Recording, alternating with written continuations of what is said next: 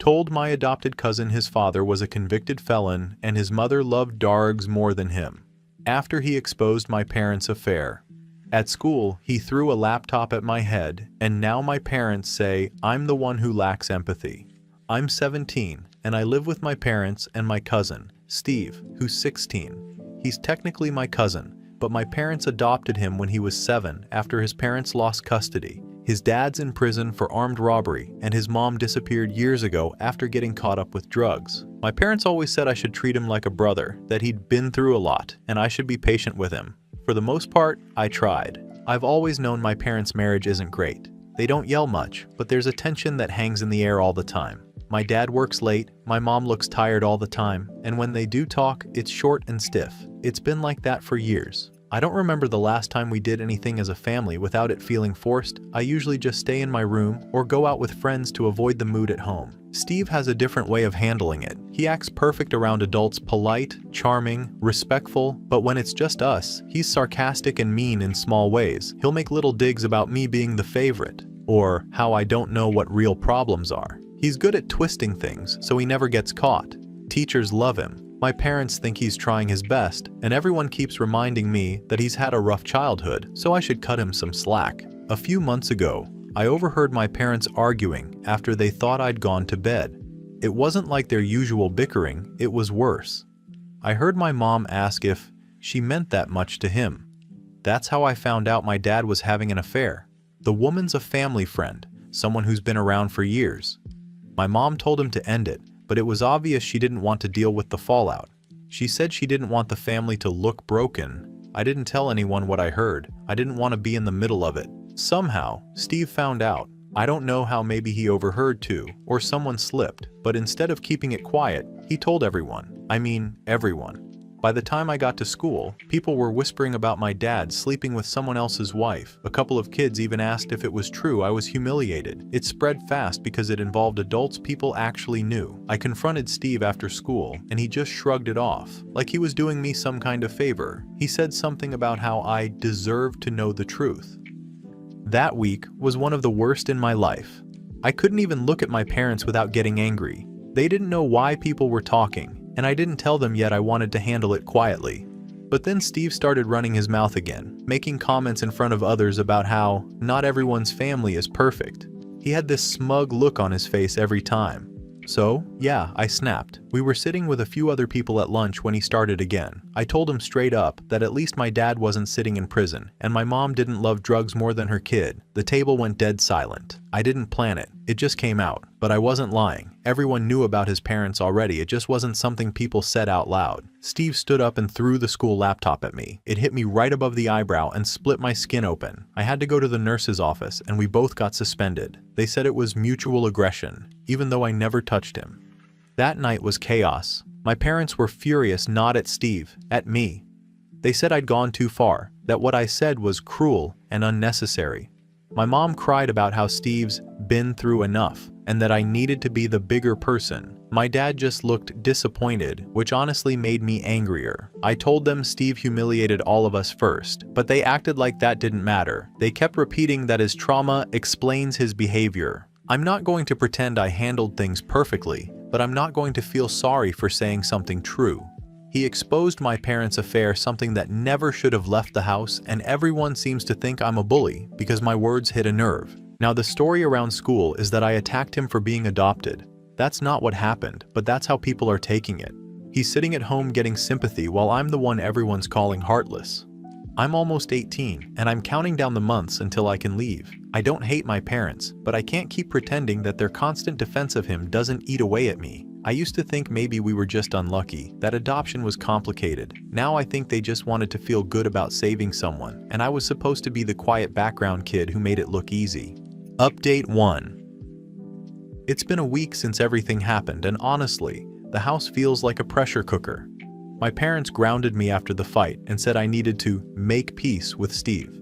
I told them I wasn't apologizing for telling the truth. That didn't go down well. They keep saying I'm making things worse, that I'm fueling the tension, as if Steve didn't start this entire thing by running his mouth about their affair. Meanwhile, Steve's been walking around like some tragic victim.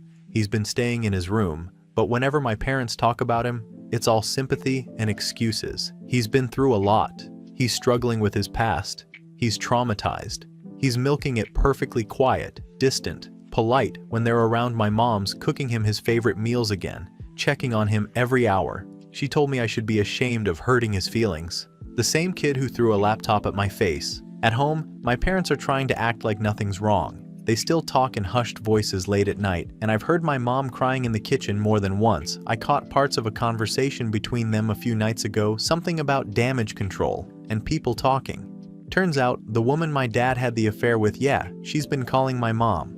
Apparently, her husband found out too, and now it's a full mess. My parents are terrified of the gossip spreading even further, so I guess Steve really did blow it wide open. The more I think about it, the more I'm convinced he didn't do it out of guilt or morals. He wanted to stir chaos. It's what he does. He gets off on watching other people deal with the fallout. I used to think maybe he didn't know how much damage he caused, but I don't believe that anymore. He knows exactly how to push buttons. And I've started noticing small things that make it clear how much my parents protect him. My mom hides her phone when I walk into the room, but I caught a glimpse of a message she sent my aunt, Steve's biological mom's sister, saying he's regressing emotionally and needs constant reassurance. They talk about him like he's 5. I'm 17 and haven't heard a word of reassurance from either of them in years. Yesterday, I found out something else that made my stomach drop. My friend, whose cousin goes to another school nearby, told me Steve's been messaging the son of the woman my dad had the affair with. They've been talking about how fake both families are. I didn't want to believe it at first, but then I saw one of the messages pop up on Steve's iPad that he left on the counter. So he's not just spreading rumors anymore. He's actively feeding the drama. I tried to tell my mom, but she shut me down before I finished. She said I was looking for reasons to hate him, and that Steve's healing process doesn't look the same as mine. Healing process. That's what she calls it. I asked her if throwing a laptop at my head counted as healing, and she just told me I needed to stop holding grudges. My dad's been mostly quiet through all of this. I can tell he's ashamed about what happened, but instead of taking responsibility, he just avoids everyone. He's barely home anymore. My mom's falling apart trying to hold everything together, and Steve plays the helpless, damaged act so perfectly that no one questions him. I decided I wasn't staying in that house any longer than I had to. I called my older cousin, she's 23, and told her what was going on. She didn't sound surprised. She said everyone in the family knew my parents had bitten off more than they could chew when they adopted Steve, but no one wanted to be the one to say it. She told me I could come stay with her for a bit, and I did. The moment I left, my mom called non-stop, saying I was abandoning family when things are hard. I told her I just needed space. What I didn't say was that I can't breathe in that house anymore.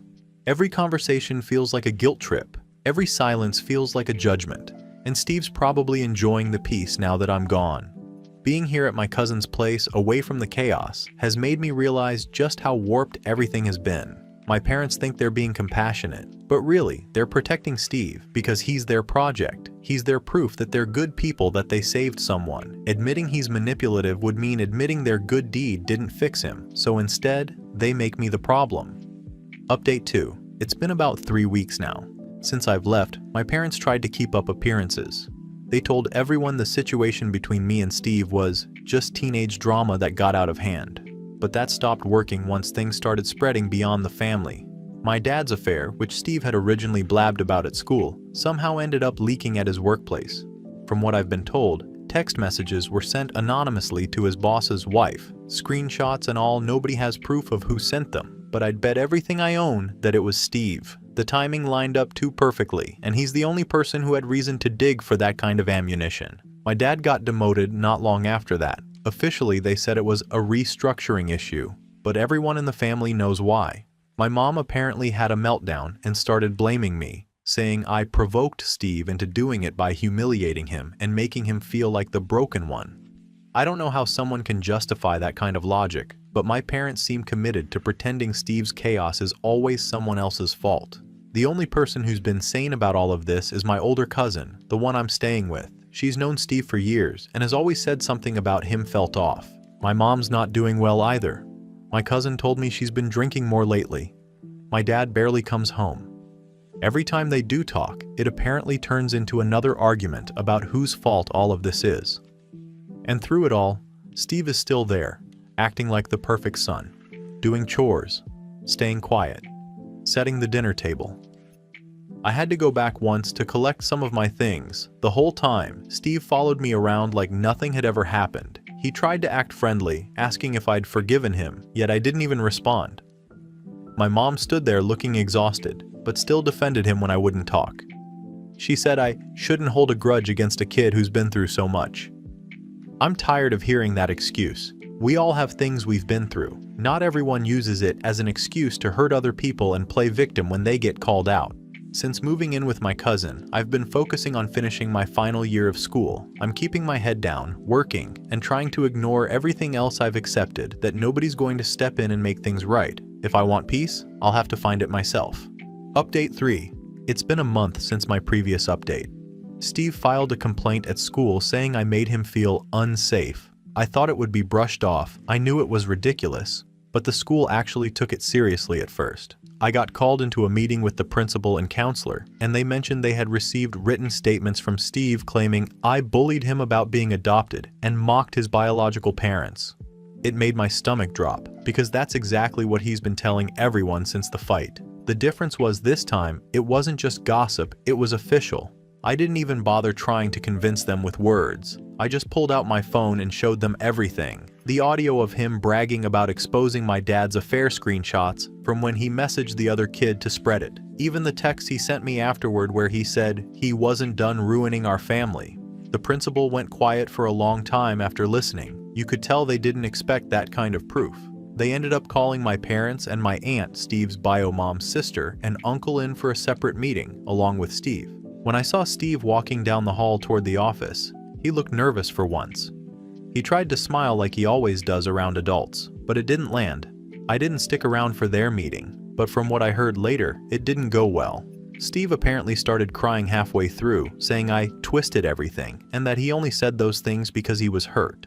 His aunt started defending him right away, saying he's been through trauma and that I was exploiting it. But the principal wasn't having it. They already had everything on record, his messages, the recording, even a few statements from classmates who overheard him talking about wrecking me. The result was that Steve got suspended for a few weeks for falsifying a complaint and harassment. When I got home to my cousin's place that afternoon, I felt a weird mix of relief and exhaustion. I finally had it in writing that I wasn't the problem. For once, it wasn't just my word against his, but at the same time, it didn't feel like a win. It just felt like the end of something I'd been trying to hold together for too long. My mom called me after crying. I didn't want to speak to her after the meeting, saying she was sorry for not believing me earlier and that she felt ashamed for defending him. I didn't have much to say. I told her I wasn't angry anymore, just done. My dad didn't call, but a week later, my cousin told me he had moved out temporarily to clear his head. The only person who's really stuck by me through all of this has been my older cousin. She's been saying from the start that Steve is the family's guilt project, that they adopted him to make themselves feel like good people, but never gave him real structure. Every adult in this situation has been more concerned about how they look than about what's actually right. My mom called again a few nights ago. She said Steve's therapist told her that he acted out of jealousy and abandonment issues, that he felt like I had the life he was supposed to have. I just said, that doesn't excuse what he did. She went quiet for a bit, then started crying again about how she failed as a parent and how she just wanted us to be close. I didn't say anything back. I think that hurt her more than anything else, but I can't keep comforting people who stood by while everything fell apart. The part that still gets to me is that none of this had to happen. If anyone had just held Steve accountable from the start, if they hadn't brushed off his behavior as acting out or misunderstood, things wouldn't have reached this point. Instead, they kept defending him until he completely torched every bridge he had. Now, there's no going back. The family has split into two camps. Some relatives are saying I was too harsh and should have been the bigger person. Others say I did the right thing standing up for myself. It's the same arguments over and over: empathy versus truth, guilt versus accountability. Meanwhile, I'm just trying to get through each day without getting dragged back into it. My mom keeps saying she wants the family to go to therapy together, that we can rebuild. But there's nothing left to rebuild. The version of our family I grew up with is gone, and honestly, it probably needed to be. My dad is off dealing with the mess he created. My mom is trying to make sense of her guilt, and Steve is still the center of attention. Final update. It's been about 6 months since everything went down, and I honestly don't even recognize my family anymore. I've been living with my cousin since the last update, and at this point, I don't think I'll ever move back home. What used to feel like family drama now just feels like a pile of wreckage I walked away from too late. My parents are separated now. He's renting some small place near his work and trying to act like a man starting over, but from what my cousin says, he's mostly bitter and blaming everyone else for what happened. My mom finally filed for divorce. She told me she had no choice, and that Steve's mess just pushed everything over the edge. It's not untrue, but it also feels like she's still finding ways to blame everything, except the choices she and my dad made. As for Steve, he's not living with them anymore either. After he got suspended from school, things only got worse. He was taken in by my aunt, but he started getting into fights, mouthing off to teachers, skipping classes. The same kid who used to play the victim suddenly couldn't keep his mask on anymore. My aunt and uncle tried to cover for him for a while, saying he was processing trauma or acting out from guilt, but even they ran out of excuses. Eventually, they transferred him to a smaller school in another district, hoping for a fresh start. My mom called me a few weeks ago. It was one of those long, heavy conversations where she cried more than she talked. She said she regrets ever defending Steve, that she thought she was doing the right thing by showing compassion. I told her I understood that, but it doesn't make what happened okay. She said she knows, and for once, she didn't try to justify it, so at the very least there's that. I'm finishing up school now and already got accepted into a university a few hours away. I'm working part-time and saving money so I can move into my own place when the semester starts. It feels weirdly freeing to be building something that has nothing to do with any of them. My cousin says I seem lighter now, not happier exactly, but like I'm finally not carrying their guilt around with me.